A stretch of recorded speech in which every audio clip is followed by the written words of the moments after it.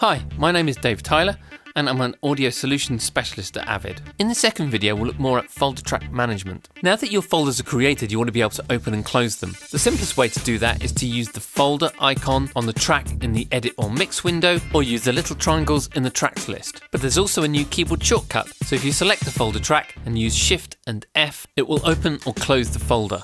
You will notice that both folder track types have signal indicators. The green indicator shows audio activity and the yellow indicator shows MIDI activity on any track within that folder. Of course, the routing folder also has regular track meters to show you the audio that's being routed through that folder.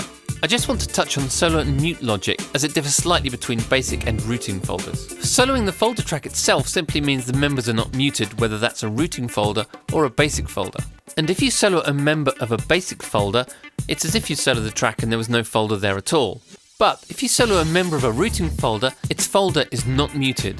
This means you don't have to worry about solo safing as you would do if you were routing audio through a regular aux input. Muting a basic folder will mute all of its members, but muting a routing folder will just mute the output of that folder. This is an important distinction because you might have tracks which are in a routing folder but are being routed elsewhere, and therefore the audio will persist even though the routing folder is muted.